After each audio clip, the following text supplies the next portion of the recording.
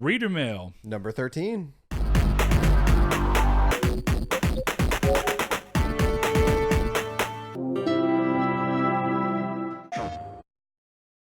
Hello, everybody. Welcome back to episode 13, unlucky 13, I would guess you could say, of our Reader Mail series. Of course, Don't put your bad juju on me. I can't. Don't put that evil on me, Ricky Bobby. I don't want any technical difficulties on this episode. Anyways, for those that don't know, this is an extra episode of Triangle Squared, a PlayStation podcast where you could find me and Brett normally every Monday at 10 a.m. PST and noon Central Time for us over here across YouTube and all podcast services in the world. If you find a podcast service we're not on, let us know. We'll try to get on it. But this is where it is a more personal, more adult-friendly episode where we ask you guys to ask us questions on Twitter, Discord, Facebook, and we'll answer those questions on air. And we basically have cutoffs. I want to make sure that it is clear for everybody that if you ask a question and it's past, or if it's on a Monday, it's certain dates that are involved. Look at like the tweets and then the Facebook messages for that, because you could get a cutoff date, like our good buddy Felipe. He is one of our local content creators. His name on Twitch is Rex Strider, REXSTRIDER. Go check him out on Twitch if you want to support one of our locals here and a good buddy of ours. And but he submitted some questions that were really good, but unfortunately, Felipe, they missed the deadline just a smidgen. So that'll be the next Reader Mail episode in 2 more weeks that we'll answer yours. But I will make sure that those are the first we answer of Twitter. And like I said, Facebook, Twitter, Discord. I believe Brett is over there right now kind of searching through our Facebook to see if we have any. Yeah, we don't. And that's partially because, I only posted twice in that 2-week period. And with no questions? With no questions. Look at us, okay, so this may be a fairly short episode. But yeah, sorry guys for not getting it out there enough. I know one of the things is that some people have questions they want to ask, but don't even think about it until they see the post. Right. And I only posted twice in there. Well, we did have HypeCon that we were worrying about, a local convention that went over fairly well, even though it was very hot. It was very hot. So I guess we'll skip Facebook and go straight to Twitter, which I actually have pulled up right here. And our first Twitter question comes from our good buddy Matt Green. He says, do you think we should be able to pause our PS Plus subscription if there is a month, and then he puts in parentheses, games you dislike? Just seen this month's PES and Horizon Chase. I don't like football, and Horizon looks like a remake of Outrun. This is actually an interesting question. Something I've not heard anybody ask. Well, the first thing we need to do is talk about the fact that PlayStation is actually, for the first time ever that I am knowing, has changed the month due to. I'm gonna assume it's due to feedback. No one said anything. Yeah, there's no reason. There's potential reasons. Number one is just people giving them poor feedback as to essentially people complaining about PlayStation Plus's games, which is very much what the question's based around. I think that's one. The second option could be that there was a contractual thing that they thought was going through when they announced it, and then Konami backed out of it. Could be secondary. Konami could have backed out in general because of the negative feedback. Who knows? Or it could have just been that they realized who knows, really. Detroit, with it being Detroit specifically, and then Heavy Rain as part of Detroit's digital deluxe version, it's interesting because we've gotten Heavy Rain before on the service. Yeah. But now we're getting it a second time, but not technically as the main game. It's almost like it was like the way I look at it is that this is one of the first times that I can remember that we've gotten a bundle like that, right? As a singular PS Plus game. As far as I'm aware, and I'm trying to think of another game. Oh, the Handsome Collection. Yeah, that's sad because that was just last month. Yeah, so I guess that there are occasionally times, but again, what I should say is that it's very rare that this is a game that they published, so I get why they have that ability, but it's very rare. I can't think of a time that they gave us a game and gave us the digital deluxe version of one like that. Like, when they gave us Bloodborne, which was well after the Old Hunters came out, they didn't give us the Old Hunters. Hey, Sony, even though they published it. Next month, give us Final Fantasy 15 Royal Edition, and then I might actually play it. But to get to the meat of the question, if I were you, I probably would too. Actually, yeah. Like if I hadn't played it and you were getting for free the best version, yeah. Because I still have it digitally. I don't have it digitally downloaded, but it is in my library to re-download. But to get to the meat of your question, this is actually something I've never thought of because it is an interesting solution or a take on a solution on something that normally people just talk about canceling. So to delay your subscription would be nice. However, I do think that for business reasons, that would be terrible for Sony, and they would never allow such a thing because let's face it, if you're gonna consider deleting or delaying your subscription, you don't play a lot of online games because you do have to have your PS Plus to play online. Mm-hmm. So it is interesting to think of that, which would also tell me that they would technically lose out on, whatever real money that is to them per month. Whether you're a month-to-month subscription, that's $11, and if you are a let's see, it's at what, $29 for 3 months, so it's $10 you lose if you cancel out a month and that. Yeah, and I think it's like $7.99 if you bought the yearly plan. But how do you get that back? Does it get refunded to you if you purchased a year? Which would be interesting. Maybe you get a credit to the PSN store. That could work. That would be kind of cool. Yeah. Well, it gets weird because I think that I like the spirit of the question, which is giving consumers control within the best of their ability. And it's not a negative thing either. You can just delay it. You still have the service. You're just delaying it for then. And you're not talking, it's not the cancel culture thing going on. But I think what ends up happening in this situation is that for essentially terminology aside, because of the way PlayStation Plus works, if you get the free games for it and you use the online service, whatever, pausing it would be the same as just essentially saying that I'm not going to do this month, and maybe next month I come back to it, resume my subscription. But that's essentially the same thing as just canceling your subscription and then coming back. Now, that does depend, like you said, on how you buy it, because if you do it month to month, then it's literally just the same as canceling it and then coming back to next month, because the PS Plus games that you had originally won't be playable in the month that you don't have PS Plus, but as soon as you get it back, you can play them again. Right. So for lack of a better term, it's essentially that you are resuming your subscription. I guess technically, too, then that is a good point, because you would not be allowed to play those games that you've bought previously. For that month. Yeah. So but only games that you got for free through the PS Plus Instant Games collection, which I don't think they call it that anymore, but I think it's a great word. So.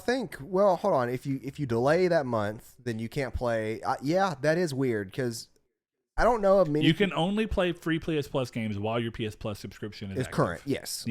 So that is kind of another little. Now, if you let caveat. it lapse and then you come back to it 3 months later, those games are playable again. Right. So which is an interesting. You essentially just lose the license for as long as you don't have PS Plus. Yeah, the license check goes back into your PS Plus. So, like I say, for lack of, I mean, honestly, just for it's terminology at that point. You are, for lack of a better term, pausing your subscription and then resuming if you ever come back to it. Now, how long you wait to do that is up to you. But I think the meat of the question ends up coming down into the part of, let's say you bought it in a year, because we framed it in the month-to-month situation. Now, let's say you bought it in a year or in a 3-month window. Say 3 months into the window, or say you bought the 3 months. We'll start with that one. The second month out of those 3 months you don't care for, but the first month and the third month you do.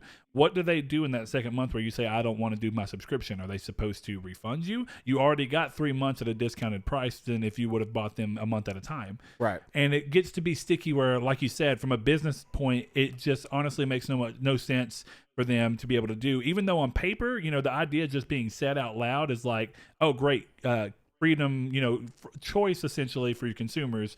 And that sounds great on paper. And I still think the spirit of the idea is good, but I think that in practice, it's almost impossible to do, because how is Sony supposed to be able to say, hey, then here's your money back? The only way that becomes feasible is if they stop offering 3-month and 1-year subscription purchases, or say that you can only pause months, which is, again, for lack of a better word, that's what you can already do if you just go month to month.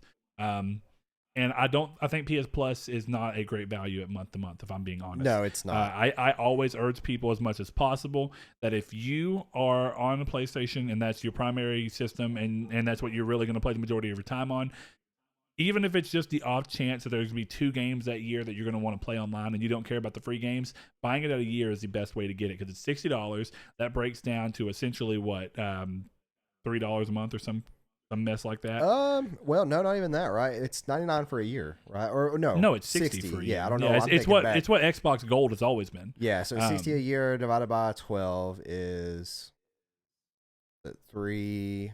No, I can't do math. I'm tired. Don't blame me. I'm tired too. Pull out the big old calculator. I've actually been sick this week, which I mentioned I think I mentioned in our Discord that I had food poisoning. Yeah, you told me that. I mean, I'm assuming this is bouncing off of what happened at the end of HypeCon. No, it's 5. It's just 5. It's $5 a month. Okay, yeah, you're right. Well, God, we're dumb. Yeah, but I know this. Please don't judge our math skills. No, I had Burger King, and I think it killed me. So I don't know if I'm really here right now or not, or if I'm dead.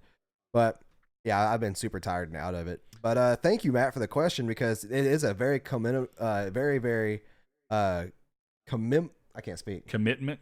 No. What? A memorable way to solve a problem that isn't all about canceling. I do say though, in the dream world I would live in, if I am dead, then PS Plus would not include multiplayer. It would only include game discounts and games. And actually, dude, that's exactly. You know what it would be at that point? Humble Bundle.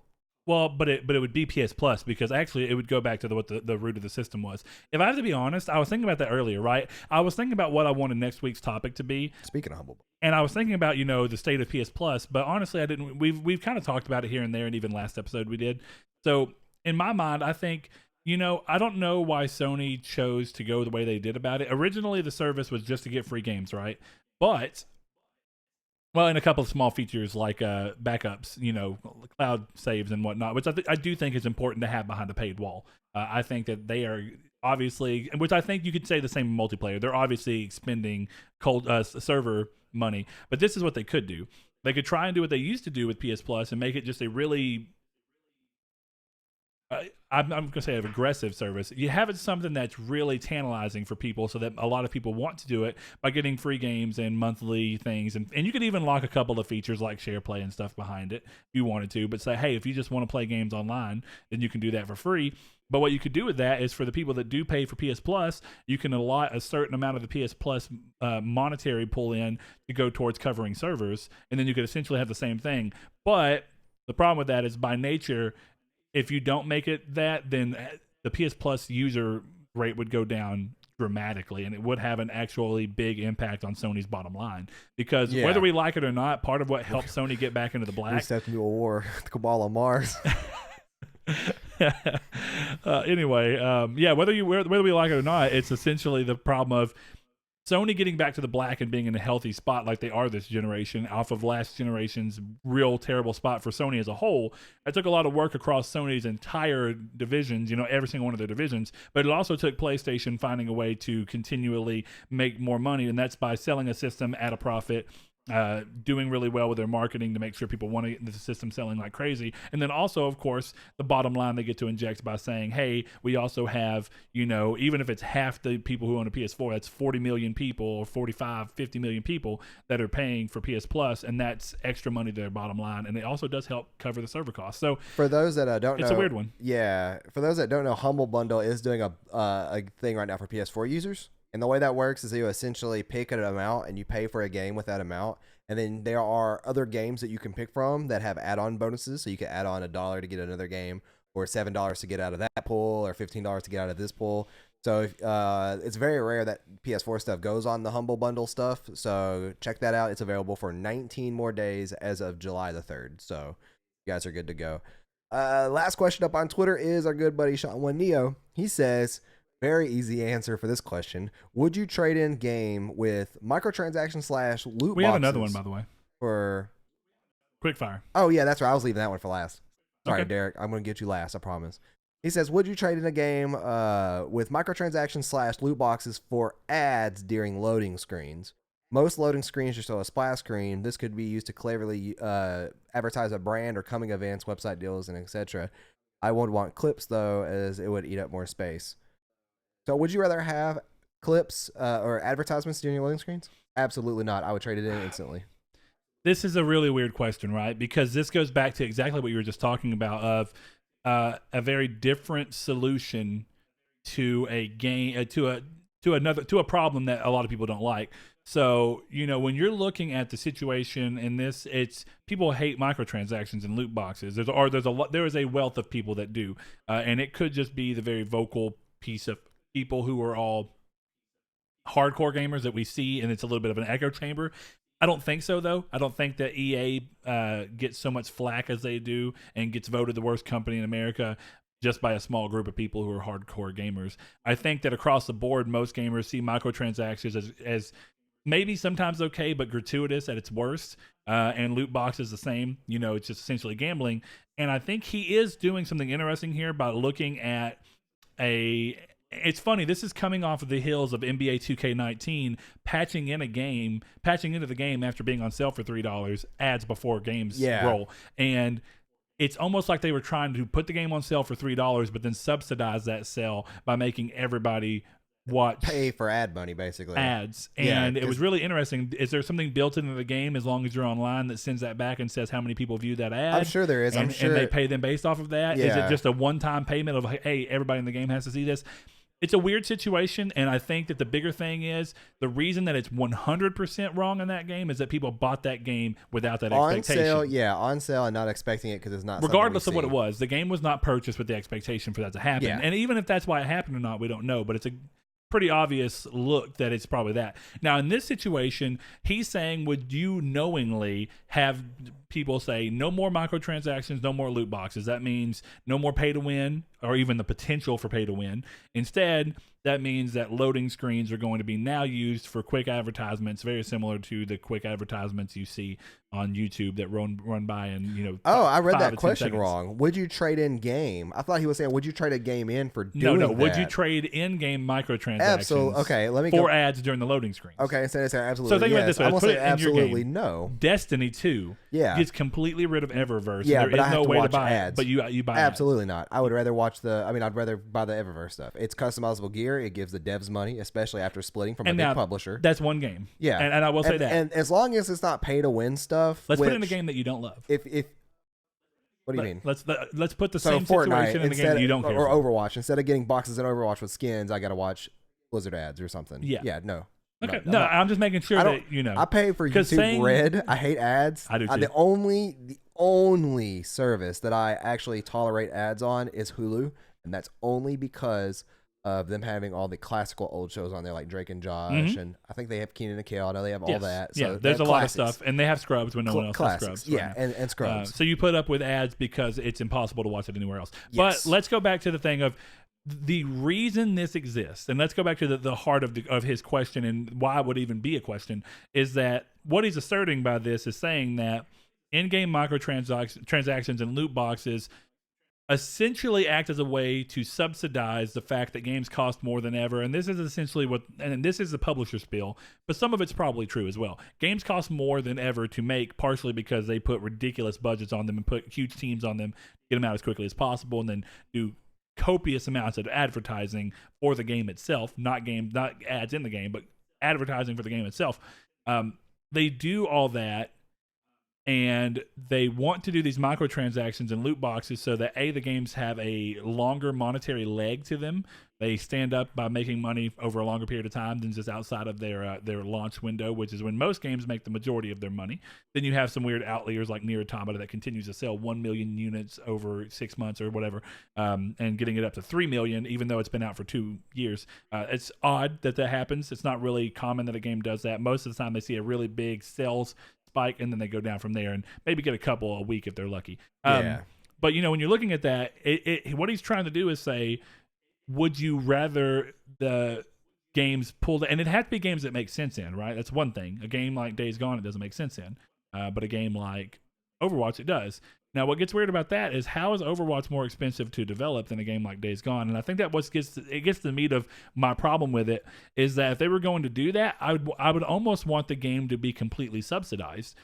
It'd almost be like, I'm going to rephrase the question for myself to an extent. Let's put it in the shell of how my Warframe. Okay. Warframe is a game that's completely free, but entirely the way it makes money is based off of people who love the game, right, and pay for things either because they want the convenience of it, where it does speed up things a little bit, or because they just want to support the game by buying some of the cool looking stuff.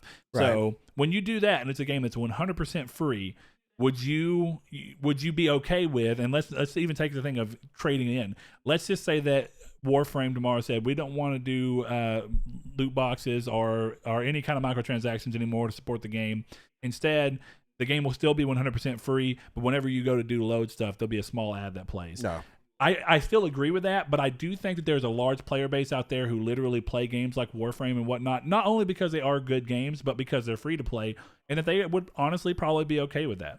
Because in their mind, it would be very much similar to how me and you, who have the extra disposable income, go, I just like this game developer, so I'm going to spend the money because I like what they're doing and I want to support the project. I think the same thing would be happening with people who don't have expendable income. They'd go, well, it's a load screen anyway. Go ahead and throw it up. And inadvertently I get to just support the content that I'm playing that is Yeah. otherwise free. I know people who do that on YouTube. I know people who have YouTube Red and specifically log out when they're going to watch certain content creators because they wanted to. They're idiots They because wanted- YouTube Red pays them. Yes, but that was a thing before people realized that YouTube Red does pay. Yeah. And that has since stopped when people have done that. But there was a point in time where people really did just want to support content creators. And I thought that was pretty interesting. So that's kind of yeah, cool. that's a good question. I definitely don't want advertisements in my games at all, though. I agree with you, though. I think microtransactions work because they're opt-in. Well, yeah, and Bungie kind of did it in a very, very minor way compared to what we're talking about now, where if you logged into Destiny with this new weekly update, did you see that you had a thing pop up saying if you buy this emote, you get a 15% off of a book. Yeah, off of a book. But it's their book, too. It's their, yeah, So it's their book. self-promotion? It's self-promotion in a way. It's like, hey, buy this $10 emote, you technically save... it was 15% on $30. So what is that? That's $350, $450 on it. So yeah, nah. Like I mean, it But makes for sense. people who wanted it. Yeah, you get the emote and you get $450 off for technically, saving And again, $550. like we're talking about, the group of people who do that and buy that, not because it's even that big of a deal that they get the emote, but more because the emote's cool enough to them and they are okay with a chance to give the developer something in return with something small. It's like, it's a way for me to give Destiny a little bit more money because I consider what they're doing to be good. And I think that Destiny 2 is going to be a really interesting example as they continue to go on of how well Destiny does just off of support from people who are doing loot boxes or not loot boxes because Destiny doesn't have those necessarily. Do they? Blue boxes in Destiny? Yeah. I mean, you have the Eververse Ingrams. That you can just buy those, but you can also go buy the items specifically if you want to, right? Well, for the newer stuff you can. The year 1 Ingrams are all the older stuff that you can't obtain anymore. That was once for sale. Yes, but now you get that entirely through the game. You don't have to even buy them if you don't want to. Yeah, no, you get those leveling up. You don't, mean, or you can go buy them, but you get. I got 3 yesterday playing. Yeah, so, I get them often. Day before yesterday. Okay, well that gets to the point of what I'm saying though. It's like it's going to be interesting to see if Destiny's support now that they're free of Activision and are making a lot of moves that the community seems to like are going to be more like Warframe where they're doing incredibly well. Not even really worrying about the monetized side of things because Destiny does have that when Warframe doesn't. But Destiny 2 can do incredibly well just by people wanting to support them because they agree with the decisions that the company is making. Yeah. So, Sean, great question. Weird one. And I'm actually really curious to see if anybody else is kind of in the space of not wanting to do that. But one thing I'll bring up before we move on is that I did tell him in response to the question, which we normally don't do, is that I do think it's an interesting idea and definitely for free-to-play games. But the biggest thing is that with next gen coming and on the horizon so quickly, and with us hearing word that Spider-Man, a game that would take 9 seconds to load into one area, now takes 1.8 seconds to load, I think it's going to be really hard for this to be used in that sense. As technology makes next gen load a lot quicker and load screens become essentially a thing of the past at that point because it loads quick enough that there's not even a reason to put any image up. It just goes to black screen and is back. Mm-hmm. I think it's going to be interesting moving forward to do that. So I think it's a situation that would have worked and a solution that would have worked if people were okay with it throughout this generation, but it's going to be gone next. Yeah.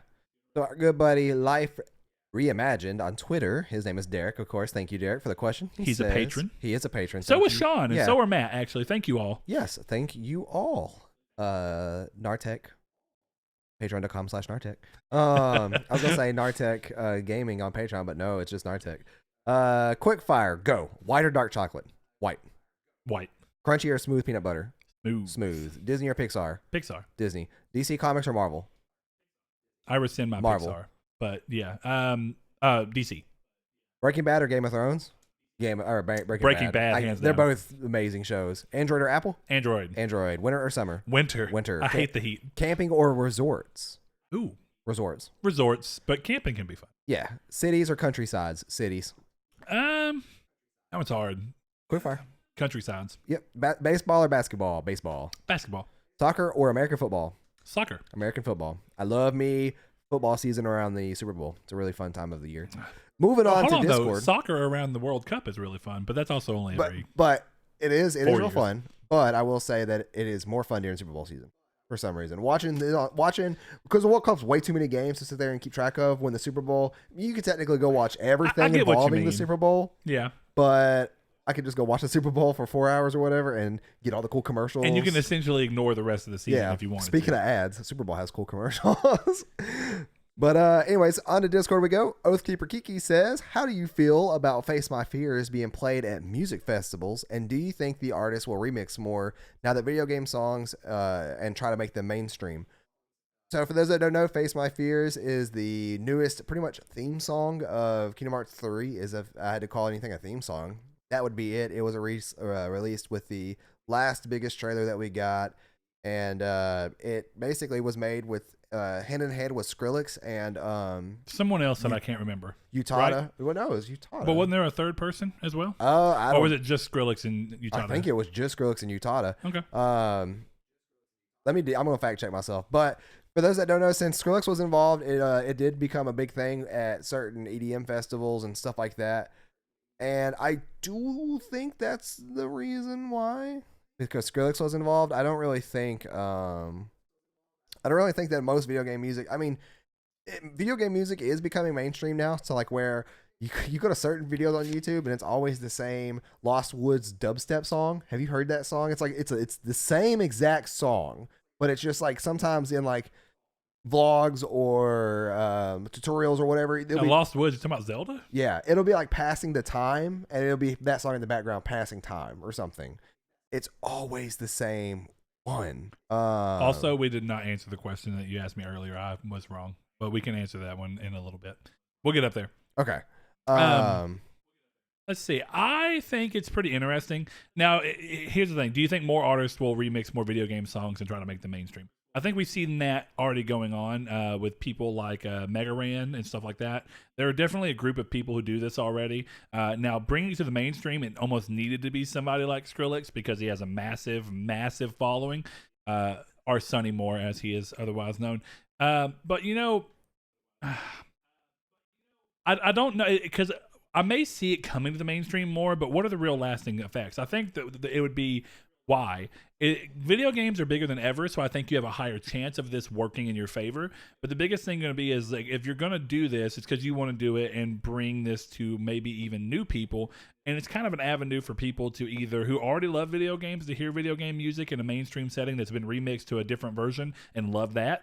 Or the other potential for it is an avenue to get people who do not know much about video games but love an artist to maybe look into the game and become a gamer because of it. It's kind of like a breeding between the two. Because if you're a gamer but you don't normally care for, whether you want to call it dubstep or EDM or whatever, and you don't care about that, but this may be your segue into EDM, that's all it really acts as. Is one way or another, it stands to be able to bring two different crowds into together. A different thing, if not already together. And there's, of course, a huge overlap of people who play games and listen to EDM. In terms of mainstream, I don't even think dubstep has been mainstream for the past couple years, right? It has not. It is. It had its moment with. Do you remember the Korn album, "The Path of Totality," that was entirely with Skrillex? I don't like Korn, so.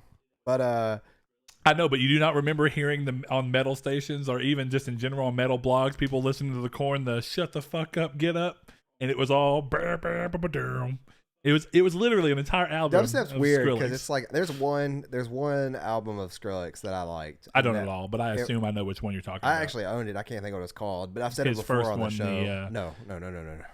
It had Bangerang on it. That's not the first album he had. Oh, isn't it like? It might be called Bangerang, actually. Fairies or some. I can't remember. I got it when it came out. I think it was like 8 years ago. It's been so long ago. Hold on. It's on. But a couple of the tracks on that album actually sound really cool, almost like arcade music to me. So that's the only reason I really cared for it. Yeah, I think it's called Bangerang. You're right. But I worked in a skater shoe store, Journeys, for those that are familiar with that one, and they played a lot Scary of Monsters and Nice Sprites was the thing I was thinking. No, it's not a bad album either. I'm not gonna say I hate it, but it's not. I'm not gonna go seek it out to listen to it. It looks like it's not even a full album. Are all of his things just EPs? I think so for the most part. Bangerang was a full album though. No, Bangerang just had 5 songs. What, did it? That's what it looked like. You might be right. It's like I said, it's been so long. Our next question up from El Chabib, good buddy of ours, says, releasing the PS5 next spring will be a killer move by Sony with so many awesome games in early 2020, including the Final Fantasy VII remake. It would put a PS5 in a very strong starting point and continued support all through 2020 with so many highly anticipated games being releases one after another. This would also give Sony developers even more time to come up with games for the next gen system. What do you guys think? I agree. I'm going to reread the question while you talk. Why? I missed something. I know it. We'll just go ahead and reread the question because we can't both talk. Well, no, I'm just going to reread the question myself. But I agree. I think that especially the PS5 being backwards compatible with the PS4 is one of the best moves, if not the best move they could have done on the system, in my opinion, because it adds that extra longevity to its life, longevity of its life that you could do. And since you have that, you're going to have every game in your library now. Just re-download them or just throw the disc back in and reinstall them, and you're good to go. And that includes these games. And I'm going to assume, with the way the PS4 Pro launched with boost mode, that PS5 will have some form of enhancement mode for PS4 games. I would assume. Can't say for sure. We don't know anything about that aspect of that console.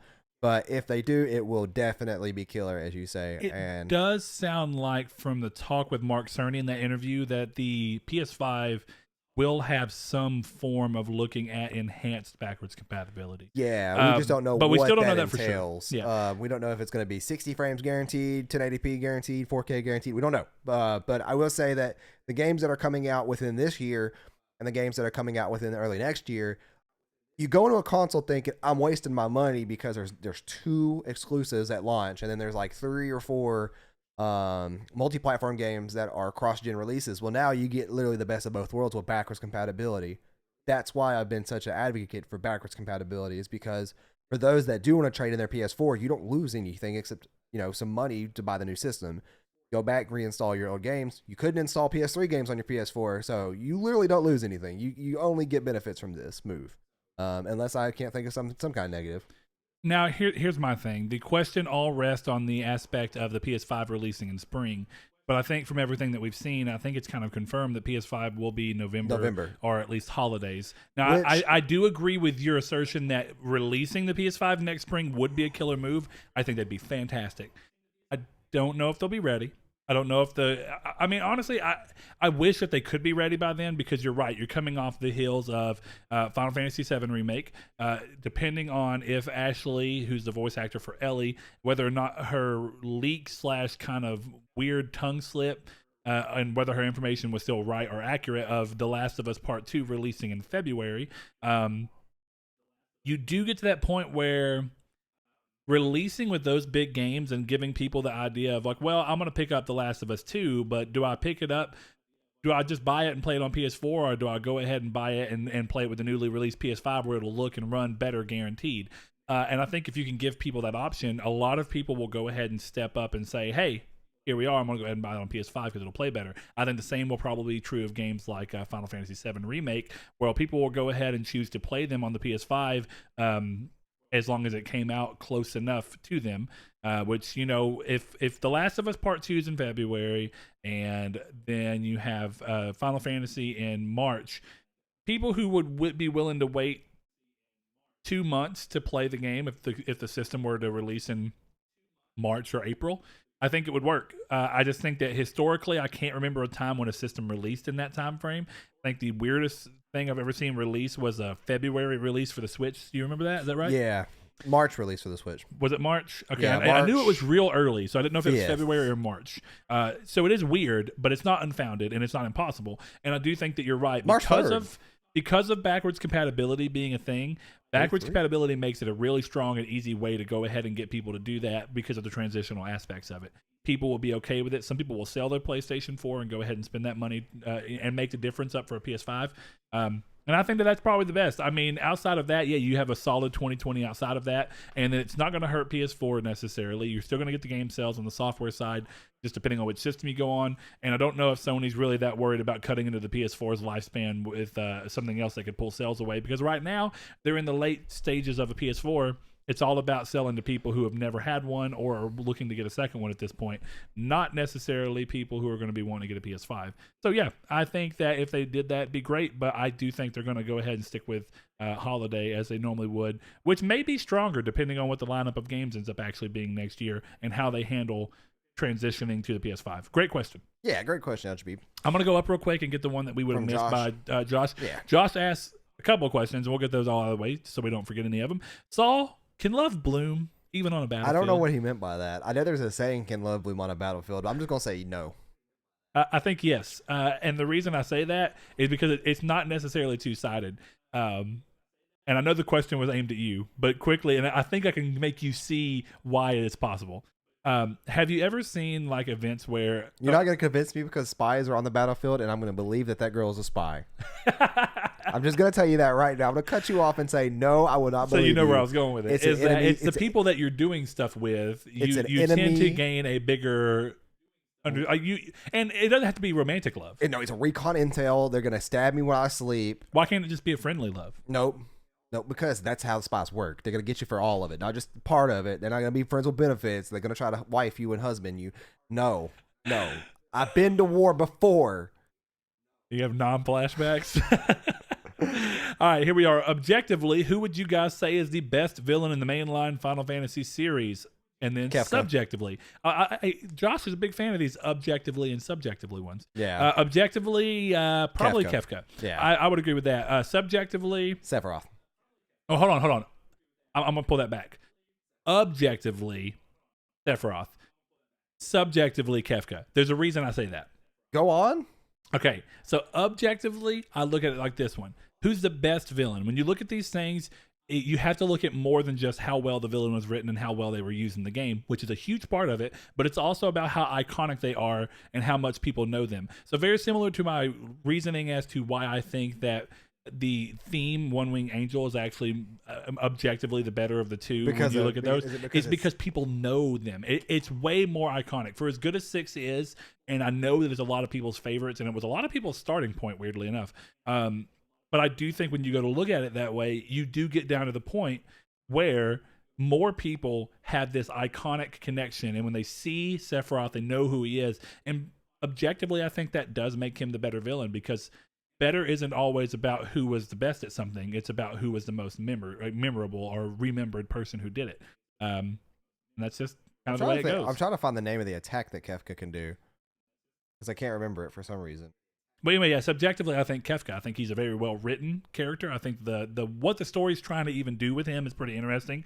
I like how the story kind of lets you think that one person's the bad guy for a long time before kind of letting you see who's going to be the main bad guy. There's a lot of great ways that they did those things, and I appreciate that. And I also think that because Sephiroth, going back to him, he's had multiple games to be fleshed out even further, where Kefka had one to really, really cement himself.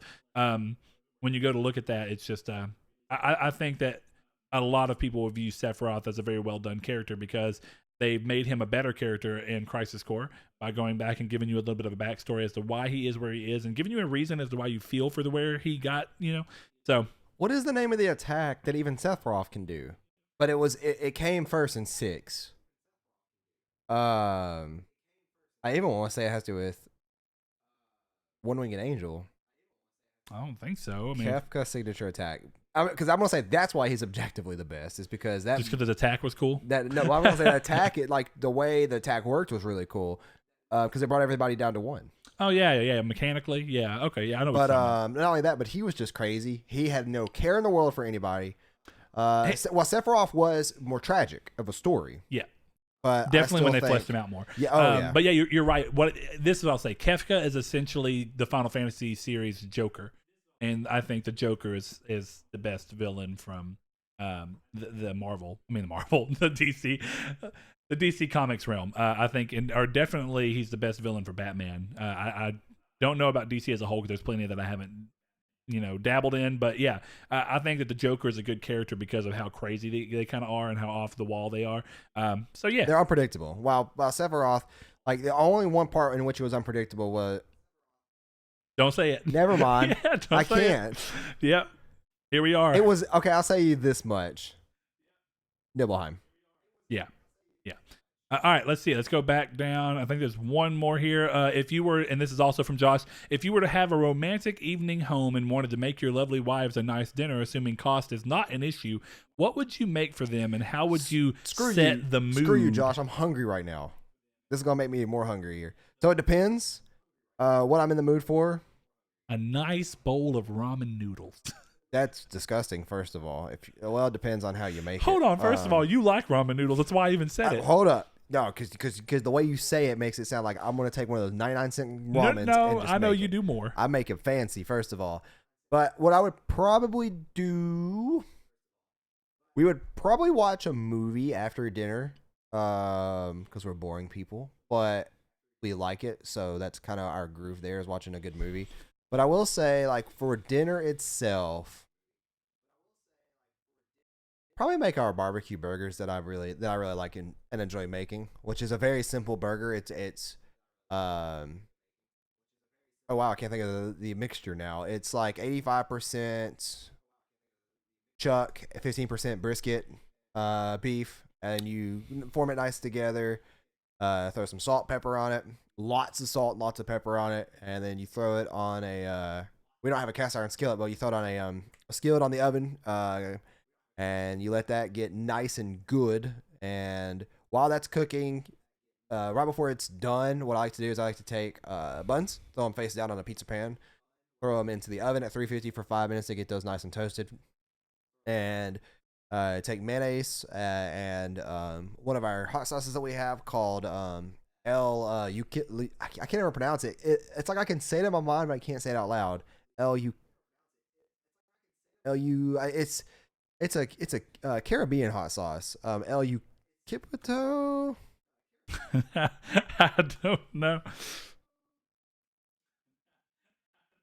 Yucateco. El Yucateco. I don't know why I can't say that without having to read it. But yeah, we take a bottle of El Yucateco and we take mayonnaise and we make a little bit of a mixture, a little spicy mayonnaise mixture. Throw that on there when the buns come out of the oven, and then we take bacon.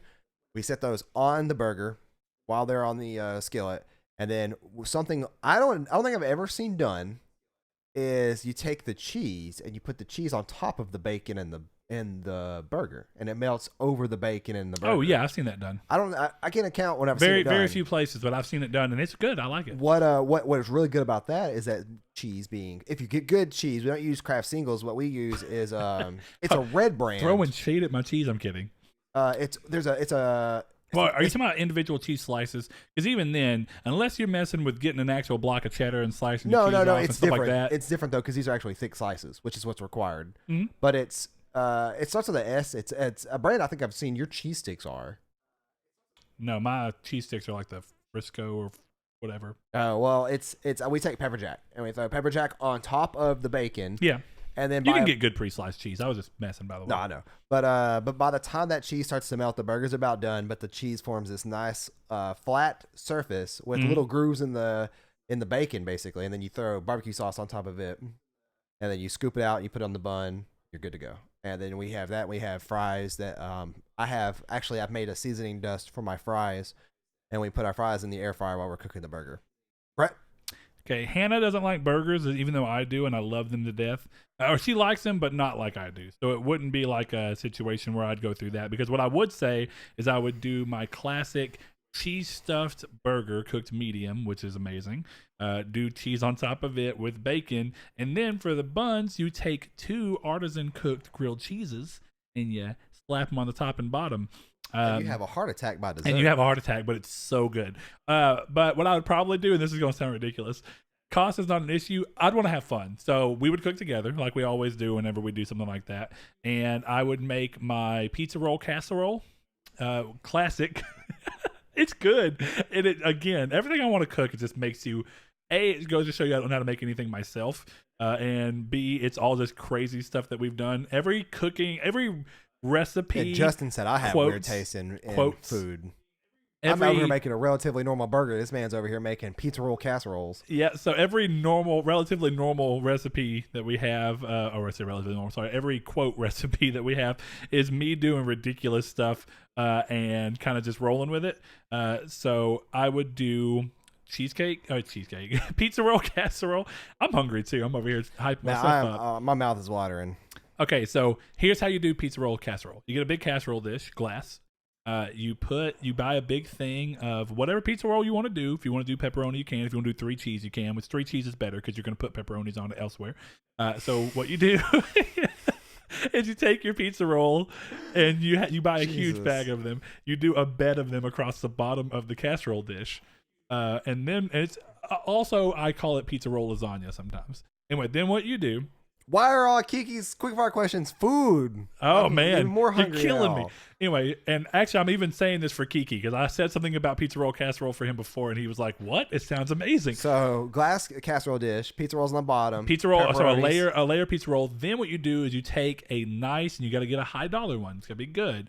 Depends on which one you're gonna go with. If you have your own specific one that you like, go with. I prefer sweet. It helps because the pizza rolls are savory. Go with a sweet marinara. Oh yeah, great value brand. Oh God, no. Or I don't even- or get a really high end pizza sauce. They're both really good, and typically they tend to both be sweet. I've never even bought That's why I those stick with before. both of those. But do a. I'm gonna get real drunk one night and make this. I'm gonna send a video. Oh yeah, dude. And like I say, anyway, you get you a good marinara This is like sauce on the drunk sweeter food. side. You pour it over the top. You take shredded cheddar. I'm sorry, not shredded cheddar, shredded mozzarella. Okay, I was like, and, what? Yeah, sorry. Shredded mozzarella. Big old You clash of sprinkle it taste over the there. top. Then you buy pre-sliced, or it's even better if you actually buy a full thing of pepperonis and slice them off yourself. Nah. Anyway, cover it all that. Do another layer, and you essentially do that going all the way up. And then, at the very top, you do your final little layer, and you put some breadcrumbs on the top to give you a little bit of a flaky texture on the top. And then you bake it at 350. And then you bake it at 350 for about 15, 20 minutes. Now the depending on pizza your rolls oven. are done, right? What do you mean? Are they cooked before you put them in the dish? No. Okay. You put them in there frozen. Well, I was about to make a major mistake when I made this. And it sounds dumb, but essentially tying the cheapness of the pizza rolls together, and you can do what you want to with the cheese and the sauces and even the toppings, actually. I've thought about putting other toppings in before and just seeing how crazy I can go with it. But it's weirdly good, and it doesn't taste like what you'd think, which is just a bunch of pizza rolls. It's like the sauce inside the pizza rolls that are kind of in there with the cheese and stuff all kind of goes together, and it works really well. Another crazy thing that we would do as our side option is another stupid thing I came up with called taco sans, which you've had. Oh yeah, You it's actually take good. giant crescent rolls, the big ones, the big tubes. You roll them out. Then what you do is you cook taco meat, and you take, Fiesta blend cheese, shredded cheese. Put taco meat in there, Fiesta blend cheese on top. And depending on what else you like, if you like sour cream and stuff, you can do all that if you want to. Then essentially you take them and you fold it all together, and then press the sides so you get a little empanada style thing, and you bake it. And it comes out as a taco sign. It's just like a little taco filling filled thing with a crescent roll outer thing that's soft and really buttery and delicious. Oh, and you can also brush them with butter. That helps a lot. Makes them a little more flaky and really, Garlicky butter, if you just want a garlicky little butter bit of would be extra pretty good, taste. actually. I haven't done that, even but though I've it's done Mexican butter and brush. garlic. It's kind of Yeah, it weird works. contrast. Yeah, I'll say Works. it's bread and garlic. So yeah, there we go. And then we would probably end up watching a movie and do the thing where we constantly have to move arms because we have this stupid thing in here, but it ends up working out. Oh. We lay across each other and move around a whole bunch. Kiki actually asked a question that's up next, but I'm not going to answer that question on the show, Kiki, because we are banking episode titles, or not titles, but episode topics that are going around the PS5, and this is actually one that I know for sure is going to get brought up.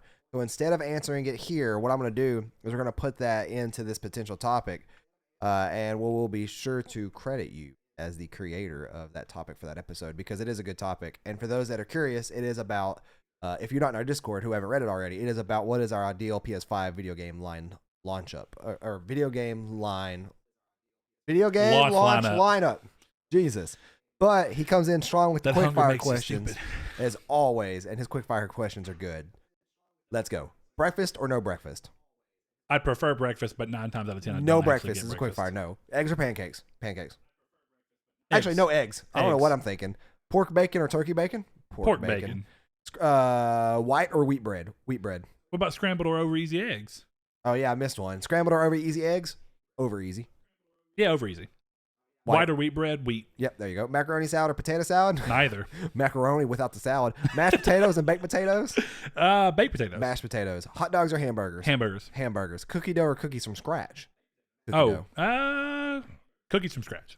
Pumpkin pie or apple pie? Pumpkin pie. Apple pie, you're nasty. Ice cream or Apple frozen pie if you yogurt? have ice cream. Or Ice a cream or slice of frozen cheddar yogurt? cheese on top. What? You never heard that? No. Yeah, apple pie. And now I know why Justin thinks you have weird taste. No. in food. This is not me. This is not me. I've never tried this, but it's like you take a slice of sharp cheddar, you put it on top of your apple pie. Okay. It's very common. Ice cream apparently. or frozen yogurt? Ice cream. Ice cream. Organic or conventional? Conventional. It depends on what he means. If he's talking about organic food stuff, I actually do think when it's actually organic, it tastes better. So I'm gonna say organic. Yeah, conventional. If I can pop that shit in the microwave for 2 minutes, that's good. Gas or electric stove? Electric. Gas. Barbecue. My whole house is gas. Yes, I'm all gas. Barbecue or oven? Barbecue. Barbecue or oven? Barbecue. It's weird to hear that word used in that sense. I know. What I'm gonna assume he means is grill. That's what he means. Cook or burn? Cook. Garden or farmer's market? Farmer's market. I think he actually meant, do you cook or do you burn? Like, when you cook, do you burn stuff? I don't know, though. We'll cook. See. I don't think I've ever burnt anything. Yeah, neither. Well, I burnt steaks once. And he threw one of those Easy Mac cups in the microwave without any water in it. Oh, Lord. Our entire apartment smelled like burnt macaroni for like 3 days. All right, I say a garden or farmer's market? Farmer's market. Farmer's market. GMOs, good or bad? Good. They taste indifferent. Good. I mean, I don't think. I don't know anything about it to care. Or to have a statement on it, really. Game of Thrones or Glee? Game of Thrones. I've not watched Glee at all, and I've watched a season of Game of Thrones, so I guess Game of Thrones. America's Got Talent or American Idol? America's Got Talent because there's more options. Like, there's more diversity. Yeah, I was going to say America's Got Talent because that can actually do talent shows versus American Idol's only singing, right? Yeah. Okay. Simpsons or Family Guy? Simpsons. South Park. That too. That's not been there. Mickey Mouse. I'm gonna say Simpsons because that's more close to. Okay, I'll say something that's close to Simpsons, and that is, oh Lord. Well, if that's the case, I'm gonna say something close to Family Guy. It's at least made by the same guy. I'm gonna say Matt Groening. I'm gonna say the same person. Wait, Matt Groening made. He made both. Yeah. Okay. But David X. Cohen is a big part of. That's what I'm thinking of. Futurama. So. But I'll say something close to Family Guy that is better than all of these combined. That's Bob's Burgers. Mickey Mouse or That's Dorothy. not by the same guy. I didn't say it was. I said close to Family Guy. Yeah, but at least mine was by the same guy. Yeah, they both have families in them. They're both dumb. But of the two, if I have to choose Family Guy, I don't really like either of them that much. But I like Simpsons more so. But yeah, I like what he said. I don't really like. If I'm going animated adult humor, Bob's Burgers. South Park. Or I mean South Park. Yeah, they're tied for me. Mickey Mouse or Dora the Explorer? Mickey Mouse, I guess, because Kingdom Hearts. Mickey Mouse. I can't do that. Nope. I can do it better, or but... Patrick? Ooh, this one's hard. SpongeBob, because SpongeBob, man. SpongeBob. That's a good one. Tales of or Final Fantasy series? He's asked this before. Final Fantasy series. Final Fantasy, and that's just because Tales has had waning. Yeah. Well, actually, that's true of both of them. Waning. I still want to play Tales of Heart R so bad. Probably, but Anyway. Tales of Symphonia has a special place in my heart. Crash the Animal asks, if you could have a TV show made into a video game, what show would it be and what style of game would it be? What would be some of the tech you would want to employ that would make this game successful? Scrubs, Surgeon VR. That's actually a good one. Scrubs. But hold on. Would there be a story mode? Is that how you're going to work the Scrubs aspects into it? Complete with JD, Zach Braff coming back for voice acting.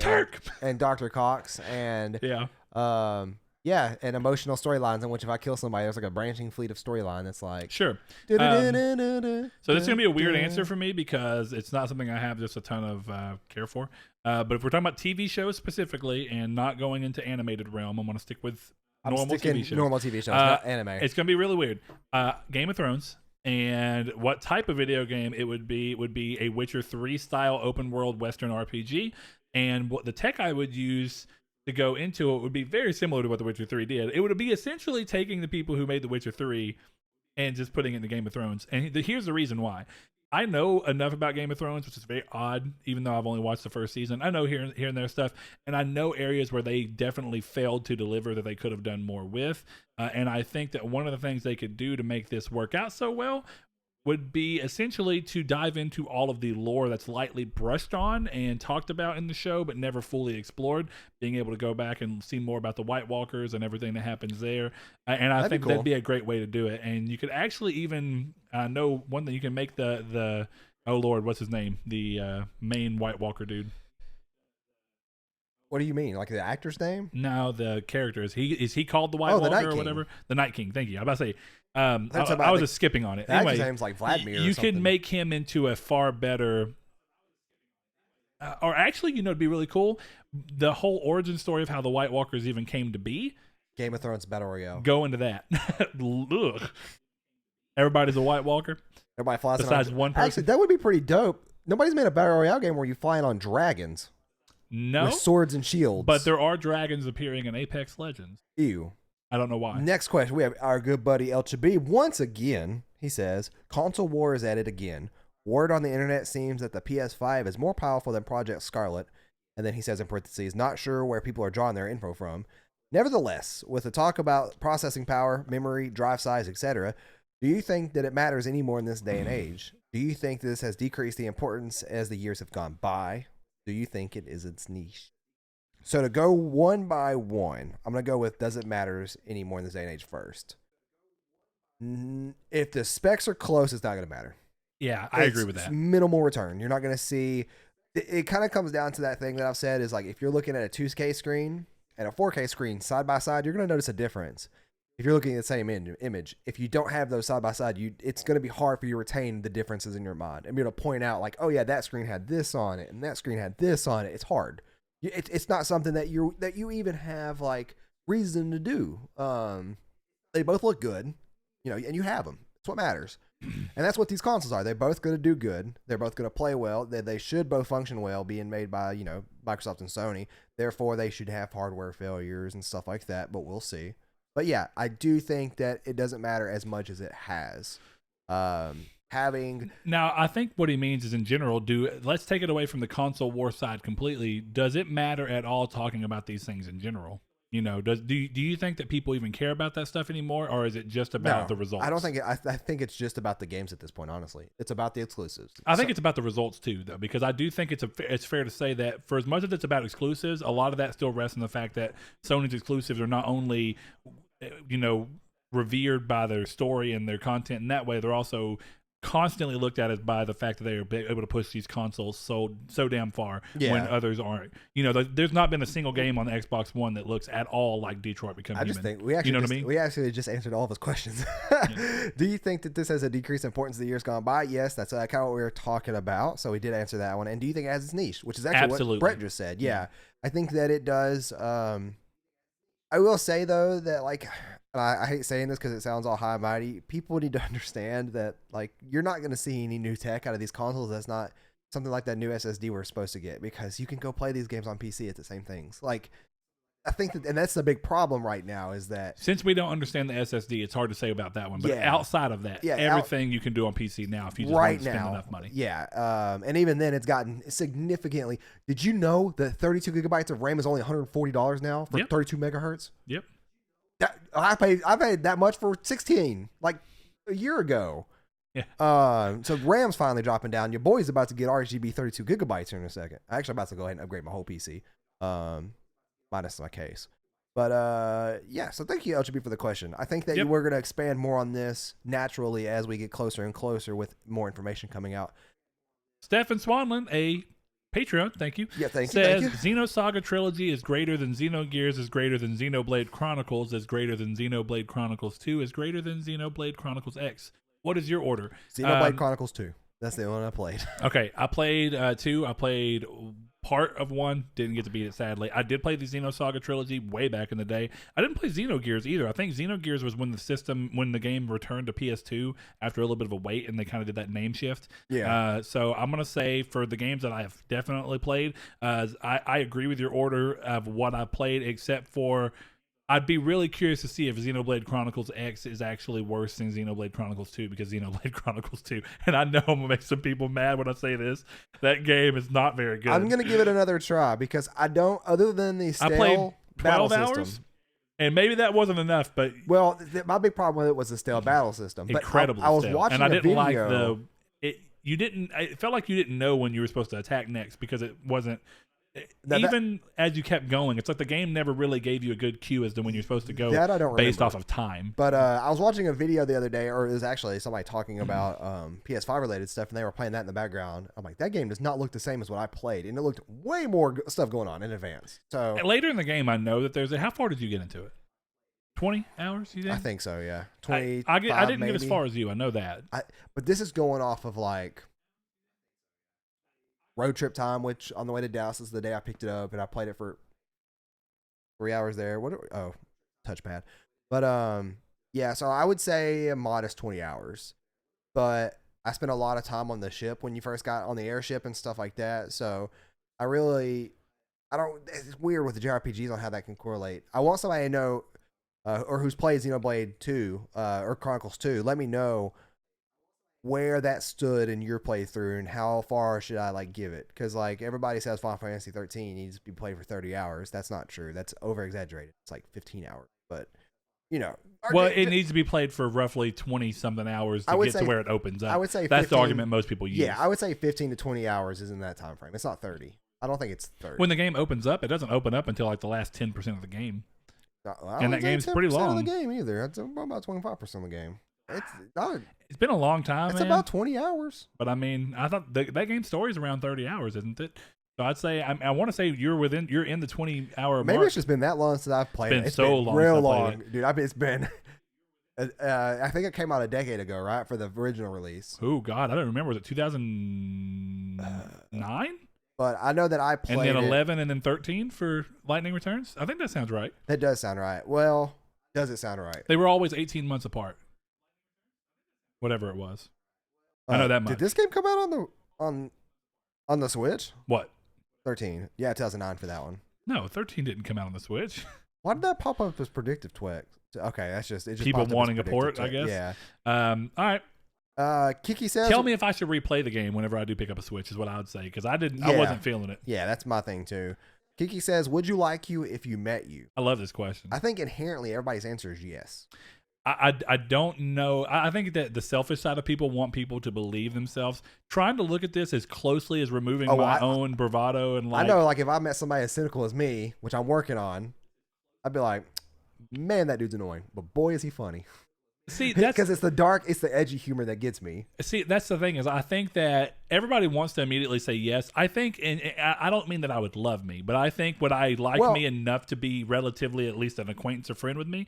I do think yes. You would literally have every feeling, but about I think things, everything in common. It'd be like a match made in heaven for best friends. But it would be whether or not you're going to know each other down the road if you stay friends. It's like what was that movie called? The Disney Channel movie.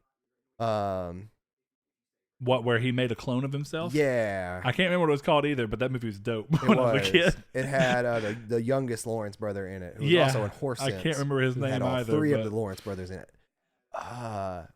Is it Me Too? Oh, yeah, I think you might be right. Actually, I don't know. I don't think it is. It's Tui. No, it's not Me Too. It's Tui was the kid's name. Was the name of the character.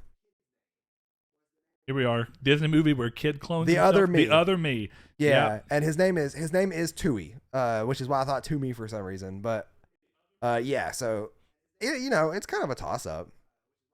I like his next question though. Well, I think of it more in the remove everything about you away from the equation and just say you were a normal random person and you just met somebody and you didn't have all your own personality traits.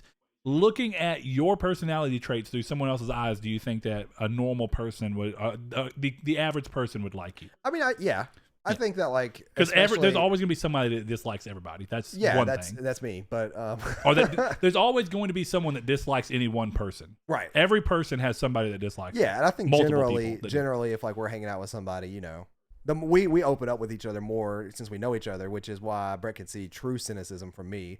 But even though that does come out in other ways, that's true. That's some loud bass. Describe your sex life with a movie is also another question Kiki asked. Now, I don't know if these are meant. No, they're not meant to be quickfire because they're too far apart. I got one that's funny. Me too. Me, myself, and Irene. I was going to say the other me because we're just talking about it. Well, I was just going to say because my wife's not even named Irene, but it also says that I'm pleasuring myself too much. That was just more of a joke. Let's see. I'm sticking with that one. It's funny. Yeah, I will too. It goes back. Hannah watches this. Who the hell is Irene? I don't think anybody already just named Irene. Kiki with another question saying, do you guys think next gen games will be $70? No. I do, actually. I mean, I wouldn't. I'm not against that. I just don't think it will be. It's hard to say. It is hard. It is really hard. They've held off on raising the price now for 2 generations. The PS2 games were $50. When the PS3 came, they finally decided to move them up by $10. And I think that moving them up by $10 is palatable, but there are definitely people that it's going to be a problem for. So it's hard to say. I think that the average game will be $70, but I think this goes towards my thing of wanting to see more flexible pricing. So I think that we'll see a lot of games stay at that $40 value price, kind of where they understand what they are and that they're not very long, but they got pretty good production value. So they're AAA games, but they don't have like multiplayer or a lot of replayability. So they put themselves in that $40 area, like Ratchet and Clank did, like we've seen Record do on Xbox's side. I think that you'll see more flexible pricing from games, and what I may even think you may see is certain games. At some point in time in next gen, some people might even experiment with what it would be to make a game on the Witcher 3 scope and say we're going to charge $100 for it. Yeah, that and has I to think be some high-quality experimented. games. Now, who knows if it'll work and how people are going to feel about it? Be $100. But yeah, I mean, you never know. We'll They see. get away with it. I'd buy it.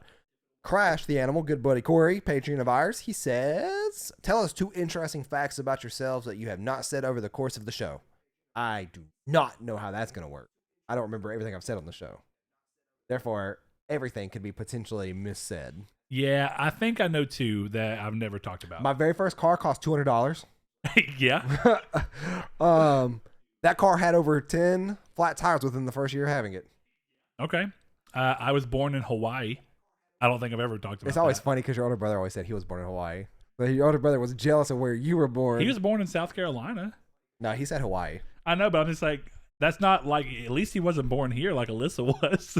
Well, no, I'm just saying he was jealous of where you were born and tried to steal it. So Oh, born in Hawaii. That's brotherly things. Okay, I was born in Hawaii, and let's see. What's another fun one? I don't want them to both be about my like being born, because I technically, one thing I know I've never said on here is that I was born with a hernia, but that's not fun. Let's do something different.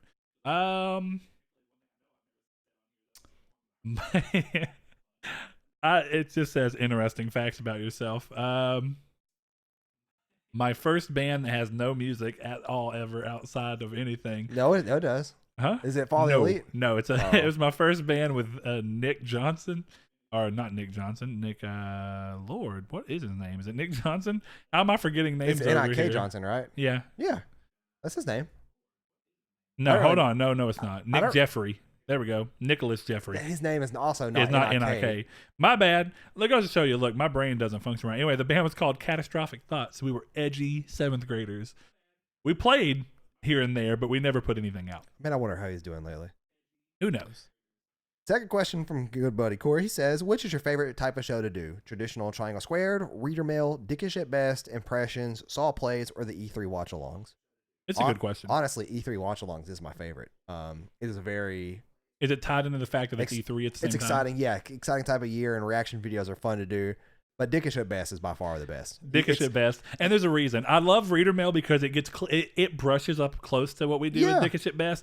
But I'm actually really excited to get to the point where on Dickish we can throw in a 4th person, because there's something that's fun about the kind of chaos that comes with 3 people in. You can talk about anything and do so without even having to have a question prompt you toward it. Though questions sometimes are interesting. I wouldn't have thought about, hey, tell us 2 interesting facts about yourself. Yeah. But, I think that it's also, I don't have to restrain myself at all. We just make jokes and say stuff that we normally would. And that's not saying that I'm not myself in Triangle Squared, but I'm the version of myself that I use in any situation, be it on Triangle Squared or at work, where I'm a little more pulled back and being professional. Right. And everybody, some people say it's fake. It's not fake. It's called being an adult. Dickish at best is most fun because it's essentially us sitting around as friends it's and just all recording it is. That's what it is. This is actually, if I had to say E3 was first, even though that doesn't really count to me, but then Dickish at best is first, this is 2 because it's very similar. Yes. Very loose structure. I agree. Atlas Unchained said, if a train leaves Detroit at 60... What? Good question. I read ahead a little bit. If a train leaves Detroit at 60 miles per hour at 4 p.m. and another train leaves Boston at 75 miles per hour at 2 p.m., which did you like more, Dead Cells or Hollow Knight? This is still an internal struggle for me. It is for me, too. I really will still say Hollow Knight, though. That'll change in 2 weeks. Yeah. So back to Dead Cells. It's Hollow Knight for one reason alone. Hollow Knight has lore. The biggest thing that Dead Cells is missing from me is that it has a really cool looking world, a really interesting world, and it's really fun. And I love what they did with it. And I'm not even saying that it needs lore. It's good how it is. It's great how it is. It's almost perfect as it is. And it's art style on both games are cool, but I like Hollow Knight's bleakness better. Which one's going to stick with you more? It's going to be the one that's got a little bit of a lore and backstory to it. If Switch ever made an OLED Switch screen, dude, Hollow Knight would be... I played Hollow Knight on this. Dude, it's ridiculous. Then I also remote played to my Vita to see what it looked like on the Vita OLED. Beautiful. There's gonna be some degradation though from streaming. Oh no, dude, you'd be surprised. It was really, really I minimal. had degradation But the game always. has the art style to work with it. Yeah, it does. Like when I did remote play on Anthem to when I was going to bed, and I was wanting to watch Scrubs, and I had to make a new character. I'll get into that with you just separately. I had to make a new character to get two things because I'm glad they made this way a way out of getting it, but the game glitched on 2 of the runes, so I had to make a new character. But the things are shared between all accounts. Yeah. So I had to do a new character and then play just enough to get to the point where you can see the runes, and then I was able to get to the last The 2. ones that you needed, yeah. And it worked. So I was happy about that. It was mildly annoying. I had to play about an hour of the game before I could do that, or maybe even a little bit longer. But I was glad that it wasn't like some games where if you glitch out, you're just done and to replay the whole game. Yeah. So, but yeah, it looked beautiful. And so Hollow Knight's definitely a great question. Yes. And more importantly, which one's yours? We need to know this. Yes, Tell for me. everybody who's played those 2 games. Our last question for the night. Oathkeeper Kiki asked a very good question about the 80s movies, which I'm excited to answer in the next episode that got cut off, but goes down to the wire of El Chabib. And he says, do you think E3 waning influence this year could affect relations between developers, such as conventions bring developers and industry veterans together, which helps in forming relationships and possibly collaboration and learning from each other? Thoughts? Absolutely. I think any major industry event is helpful for this. I think that them meeting up and or even just seeing each other's works almost, and then they can actually interact with each other. People at Bungie interact with people over at Ready at Dawn sometimes. Like there was somebody posted a thing on Bungie's Twitter a while back with they were at Ready at Dawn studio. I was like, that's cool. Like I don't know if they're going there because they know somebody that works there or if They were invited, or who knows, yeah. And collaboration between 2 developers or any form of studios really is really always interesting to see because it's putting all of that contained creativity into the same room with each other. And whether it's a storyboard, a script, a soundtrack, it's creating something new that has the flavor of 2 or more developers in it. And it's really, really cool. Yeah, I agree that I think it will at least have some effect. How great, I don't know, because I do think there's other events that they can do these things at. And Yes. I also think with internet communication becoming easier than ever, and also the ability to be able to fly and handle things outside of that, what I mean by that is I think relationships can be formed over the internet way easier than they ever could, and that people can share things that way. And you see that with satellite studios that support a studio while being in an entirely different city. These are all things that end up happening that I think it'll have an effect. How strongly, I'm really curious. And that's more between developers. If you want to start looking into things where it's more like what's it going to have an effect of publishers and smaller developers who normally try and go and seek funding out. Thankfully, those days are a little more gone since indies are a thing. But even a game like Warframe, which is not that old, came out in 2013. That's a game that had the developer going to E3 and trying to talk to as many people as they can. Games like Darksiders happened because the people brought the game to E3 and had meetings with different publishers. And publishers are a little more open during E3 time because they're already in the space and the space is meant for that. So they'll sometimes see things and talk to people that they wouldn't otherwise talk to.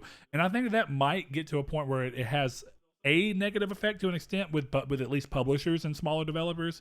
But I think that constantly the way that technology moves forward with ability to self-publish, the ability to communicate over online and be able to even see each other face-to-face over online, with stuff like Skype, makes it easier than ever to get around some of those hurdles that would have otherwise existed forever, had it not been for how great the internet is.